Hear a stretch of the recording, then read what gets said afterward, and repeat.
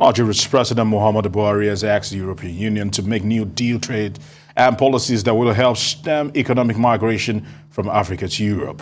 Buhari, who is currently in Brussels for the EU-AU summit, said irregular migration from Africa to the global north is draining Africa's talent pool and creating political crises in Europe. A narrating contribution published by Politico on Thursday on the summit, the president said that the EU must undo its one-sided deals and do more to create jobs for Africans in Africa. According to him, the relationship between the EU and Africa must be rebalanced to power job creation. Unfortunately, today's arrangements do just the opposite. End of quotes. And as the Brussels summit reaches the definitive point, there has been some positive news today as the World Health Organization has given approval for Nigeria and 5 other African countries to commence the production of their own COVID-19 vaccines. Now, joining us to look at the gains of the summit and how to strengthen ties between Africa and Europe is Collins Nweke, who won a historic primaries as ethnic minority to run as 2014 candidate for the European Parliament. He is currently a third-term councillor for social affairs at Ostend City Council. I want to say welcome to Newsday Today.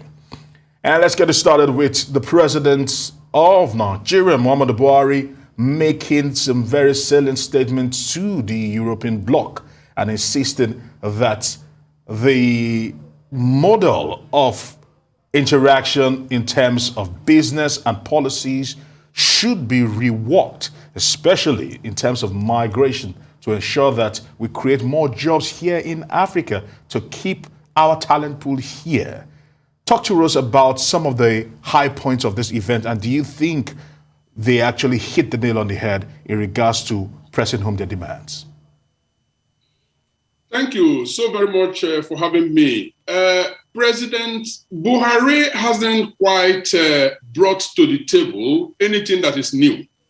As a matter of fact, the focus on migration is rather an unfortunate one. The reason I say it's unfortunate is that out here in Europe, 96% of Africans are legally resident in this society, contributing immensely to the development of the economy.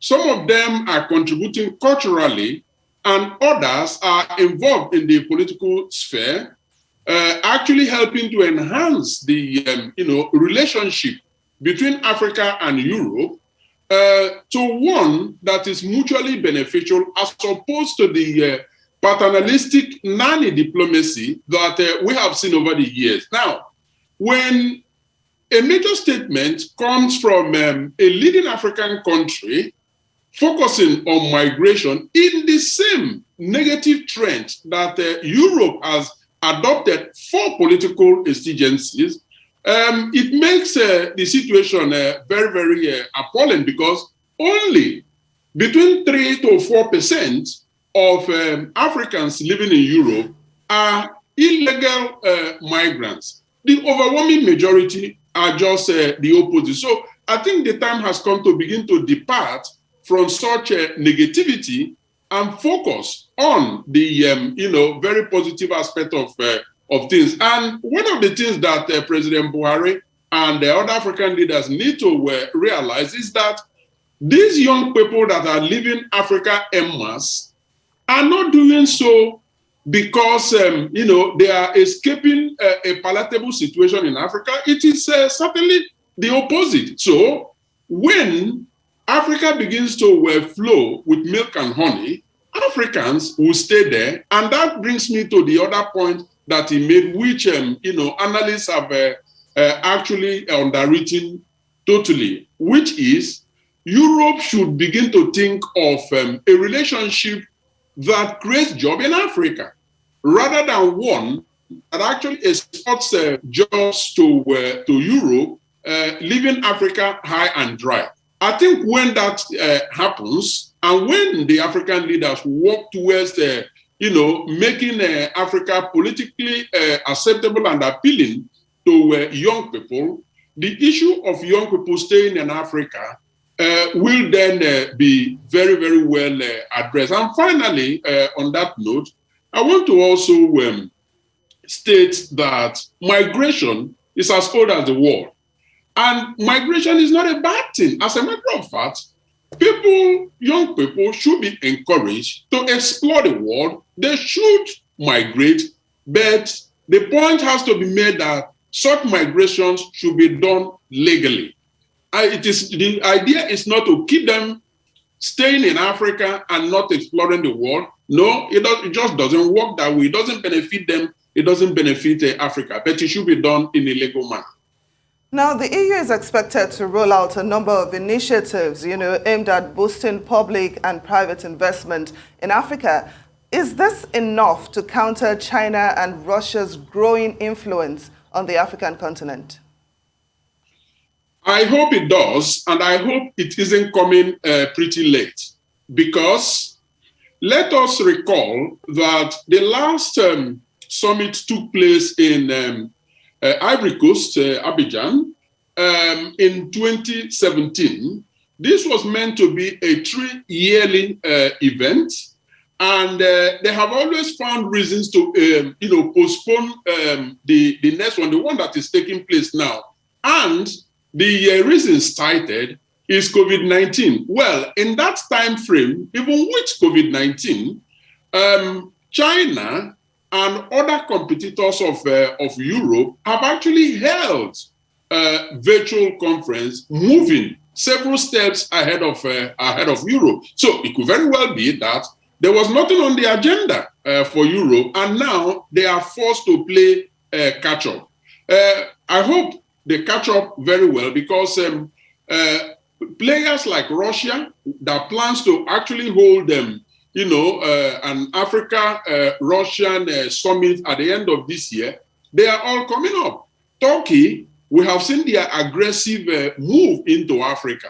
Now, Africa has begun to, ask itself the question, why are we the bride that everybody wants? There must be something in Africa. And once they realize that they are not coming there just to dish out aid and to help them for the benefit of Africa, that they are coming there because the return on investment in Africa is a great one, then they should begin to build a strong negotiating power that enables them to make bigger demands for the benefit of Africa and Africans, rather than allowing the paternalistic diplomacy that continues to thrive, because African leaders allow them to thrive. So yes, earmarking about 150 billion euros, as Europe has done, to be able to push private-public partnership in such a way that investment risk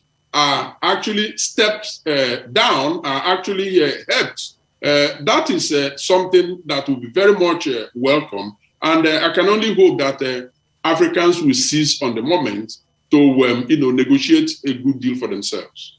And speaking of seizing on the moment and trying to negotiate a good deal for Africans, what do you take of this development about our technology, the COVID vaccine development technology being shared with 6 other African countries? I think it's mRNA that is sharing this technology. Do you think this will be a good step towards fighting vaccine apartheid, travel apartheid, and all those situations that cropped up, especially when Omicron was the major talk during the pandemic? Well, that decision, for a start, probably compensates in a tiny way the injustice that has been meted to Africa as a consequence of this COVID-19, because it is the same narrative, or it has been the same narrative of seeing Africa as that God-forsaken continent where nothing works. That is wrong, completely wrong, because as far as fighting the COVID-19 pandemic was concerned, there was so much to learn from Africa, because Africa, the level of preparedness in countries like Senegal, Nigeria was very high as a consequence of how they fought hands down the Ebola crisis. So they had built up the capacity to fight and manage. Some of us, traveled to Africa during that period, and we were happy at what we saw. But once it happened, the inequity was so very, very telling. Now that they have approved this production of COVID-19 vaccine in Africa, I believe it's a fantastic idea. Africa has the capacity, but I believe that management of that capacity has always been the issue.